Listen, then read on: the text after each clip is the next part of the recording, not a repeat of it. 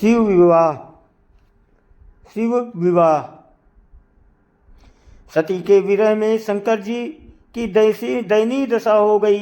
वे हर पल सती का ही ध्यान करते रहते और उन्हीं की चर्चा में व्यस्त रहते।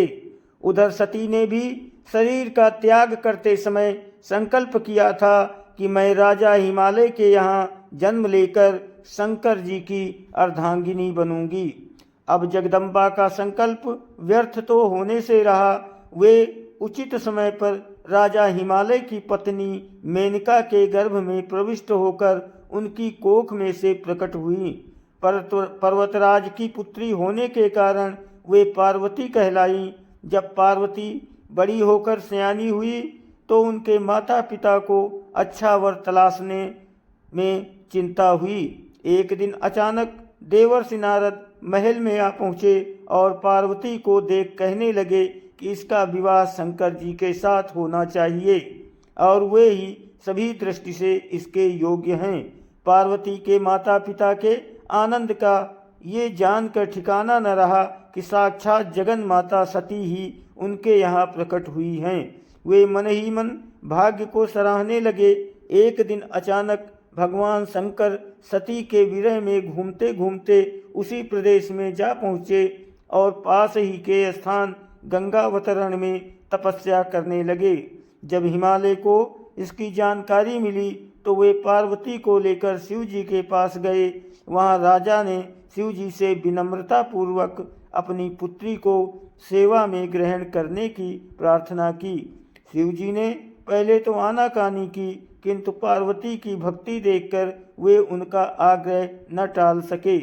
शिव जी से अनुमति मिलने के बाद तो पार्वती प्रतिदिन अपनी सखियों को साथ ले उनकी सेवा करने लगी। पार्वती हमेशा इस बात का सदा ध्यान रखती थी कि शिव जी को किसी भी प्रकार का कष्ट न हो। वे हमेशा उनके चरण धोकर चरणोदक ग्रहण करती और षोडशोपचार से पूजा करती। इसी प्रकार पार्वती को भगवान शंकर की सेवा करते दीर्घ समय व्यतीत हो गया, किंतु पार्वती जैसी सुंदर बाला से इस प्रकार एकांत में सेवा लेते रहने पर भी शंकर के मन में कभी विकार नहीं हुआ। वे सदा अपनी समाधि में ही निश्चल रहते। उधर देवताओं को तारक नाम का असुर बड़ा त्रास देने लगा। ये जानकर कि शिव के पुत्र से ही तारक का नाश हो सकता है, सभी देवता शिव पार्वती के विवाह करने के लिए गए। उन्होंने शिव को पार्वती के प्रति अनुरक्त करने के लिए कामदेव को उनके पास भेजा, किंतु पुष्पायुध का पुष्पबाण भी शंकर के मन को विक्षुब्ध न कर सका। उल्टा कामदेव उनकी क्रोधाग्नि से भस्म हो गए।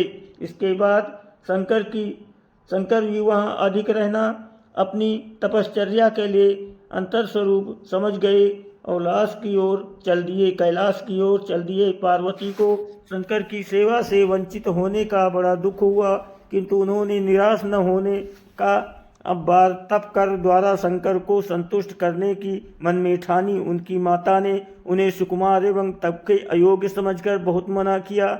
इसीलिए उनका उमा प्लस्मा तपल न करो प्रसिद्ध हुआ, किंतु पार्वती पर इसका असर न हुआ। अपने संकल्प से वे तनिक भी विचलित नहीं हुई। वे भी घर से निकल उसी शिखर पर तपस्या करने लगी जहाँ शिव जी ने तपस्या की थी। तभी से लोग उस शिखर को गौरी शिखर कहने लगे। वहाँ उन्होंने पहले वर्ष फलाहार से जीवन व्यतीत किया। दूसरे वर्ष वे पर्ण यानी वृक्षों के पत्ते खाकर रहने लगी और फिर तो उन्होंने पर्ण का भी त्याग कर दिया और इसीलिए वे अपर्णा कहलाई। इस प्रकार पार्वती ने 3000 वर्ष तक तपस्या की। उनकी कठोर तपस्या को देखकर ऋषि मुनि भी दंग रह गए। अंत में भगवान आशुतोष का आसन हिला। उन्होंने पार्वती की परीक्षा के लिए पहले सप्तर्षियों को भेजा और पीछे स्वयं वटवेश धारण कर पार्वती की परीक्षा के निमित्त प्रस्थान किया। जब उन्होंने सब प्रकार से जांच परख कर देख लिया कि पार्वती की उनमें अविचल निष्ठा है, तब तो वे अपने को अधिक देर तक न छिपा सके। वे तुरंत अपने असली रूप में पार्वती के सामने प्रकट हो गए और उन्हें पाणी ग्रहण का वरदान देकर अंतर्ध्यान हो गए। पार्वती अपने तप को पूर्ण होते देख घर लौट आई और अपने माता पिता से सारा वृत्तांत कह सुनाया। अपनी दुलारी पुत्री की कठोर तपस्या को फलीभूत होता देखकर माता पिता के आनंद का ठिकाना नहीं रहा। उधर शंकर जी ने सप्तर्षियों को विवाह का प्रस्ताव लेकर हिमालय के पास भेजा और इस प्रकार विवाह की शुभ तिथि निश्चित हुई।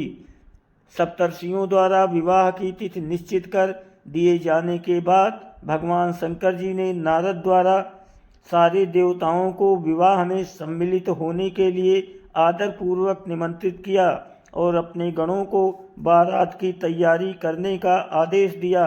उनके इस आदेश से अत्यंत प्रसन्न होकर गणेश्वर, शंखकर्ण, केकराक्ष, विकृत, विशाख, विकटानन, दुंदुभ, कपाल, कुंडक, काक, पादोपर, मधुपिंग, प्रमथ, वीरभद्र आदि गणों के अध्यक्ष अपने अपने गणों को साथ लेकर चल पड़े।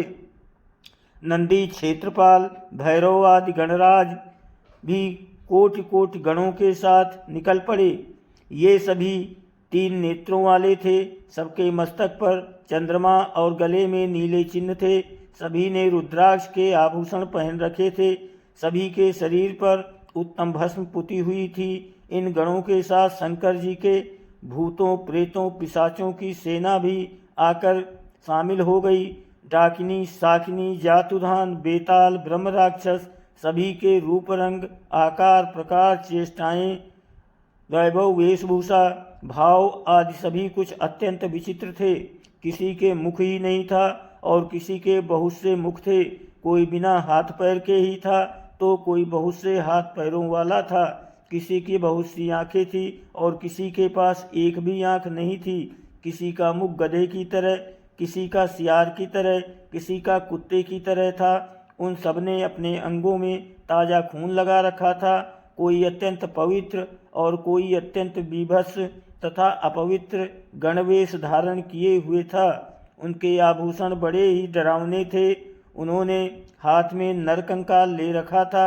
वे सबके सब अपनी तरंग में मस्त हो कर नाचते गाते और मौज उड़ाते हुए महादेव शंकर जी के चारों ओर एकत्रित हो गए। चंडी देवी बड़ी प्रसन्नता के साथ उत्सव मनाती हुई भगवान रुद्रदेव की बहन बनकर वहां आ पहुंची। उन्होंने सर्पों के आभूषण पहन रखे थे। वे प्रेत पर बैठकर अपने मस्तक पर सोने का कलश धारण किए हुए थी। धीरे धीरे वहां सारे देवता भी एकत्र हो गए। उस देवमंडली के बीच में भगवान श्री विष्णु गरुड़ पर विराजमान थे।